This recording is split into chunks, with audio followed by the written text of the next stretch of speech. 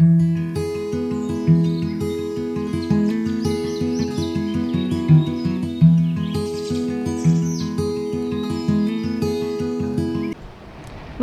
nga kabuntagon mga kapaglaom, atong hisgutan nining adlaw mao nga atong morning devotional nga naguluhan, mga sumusunod sa kordero. Ug ang atong teksto makita sa Pinadayag 14, bersikulo 4 ug 5 nga nag-ingon. Mao kini sila ang nanagsunod sa kordero bisan asa siya mulakaw. Kini sila gilukat gikan sa katawhan ingon nga inunahang mga bunga alang sa Dios ug alang sa kordero. Ug sa ilang mga baba, walay hingkaplagang bakak, kay sila wala may lama. Ang Ginoo adunay katawhan dinhi sa yuta nga nagsunod sa kordero bisan asa siya moadto. Siya adunay iyang linibo nga wala muluhod ngadto kang Baal. Sila mobarog uban kaniya sa bukid sa Sion. Apan sila kinahanglan gayod nga mobarog niini nga yuta, gibaksan sa tibuok kinagiban. Andam sa pag-apil sa buhat sa pagluwas ni atong kinsa andam nga malaglag. Dili kita kinahanglan nga maghulat hangtod nga kita pagalalinon sa pagsunod ni Kristo. Mahimo nga buhaton kini sa katawhan sa Dios dinhi sa ubos. Kita makasunod sa kordero sa Dios sa mga korte sa ibabaw lamang kung kita mosunod nga kaniya dinhi. Dili nato sundon si Kristo sa makadiyot o sa mapahinay kong paagi, kung kini alang lamang sa atong kaayuhan. Kinahanglan kitang mupili sa pagsunod kaniya. Sa adlaw-adlaw nga kinabuhi, kinahanglan natong sundon ang iyang panig-ingnan. Sama sa usa ka panon nga masaligon nga nagsunod sa iyang magbalantay. Kita kinahanglan nga mosunod kaniya pinaagi sa pag-antos tungod kaniya, nga nag-ingon sa mataglakang, "Ania karon, iyang pagalaglagon ako walay paglaom." Job 13, bersikulo 15.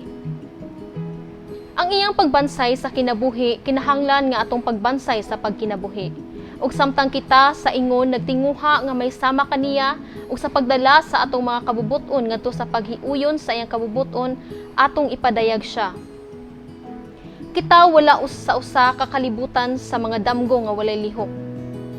Kita mga sundalo ni Kristo, nga naapil sa buluhaton sa pagpakita sa atong maunungon ngadto kaniya nga naglukat kanato.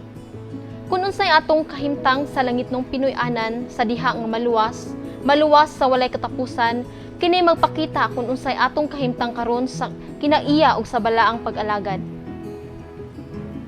Dili ba nato ipakita ang atong pagkamaunungon pinaagi sa pagtuman sa mga sugo sa Dios dinhi niini nga atong dapit sa lugway nga panahon?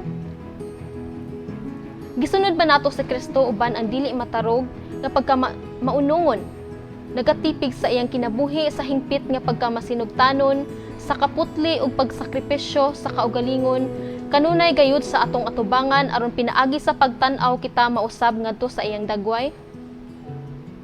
Naningkamot ba kita sa pagsundog sa iyang pagkamaunungon? Kung atong tudloan ang atong kaugalingon sa pag-ingon, mahimo ka nga akong sumbanan. Kung pinaagi sa mata sa pagtuo, atong makita siya ingon nga usa ka buhi nga manluluwas, kita mapalig-on sa pagsunod kaniya. Unya uban sa wala mahugawan kita mosunod kaniya sa umaabot nga kinabuhi. Isip mga saksi sa mata o kasing-kasing, kita makapamatuod sa iyang kahalangdon, kay pinaagi sa pagtuo, kita nakauban niya sa balaang bukid. Magampo ta mga kapaglaom. Amahan namo dalayigon ka sa walay katapusan, salamat kay sa mga pulong among nabatunan ni ini nga matahom nga kabuntagon. Amahan, samtang kami magapadayon sa among panaw, among gipangayo ang pagkunsad sa balang espiritu nga ni kanamo, tabangi kami, giyahay kami amahan sa pagbuhat sa imo nga kabubuton, sa pagbuhat sa mga bulaton nga imong gisangon nga sa matag usa kanamo.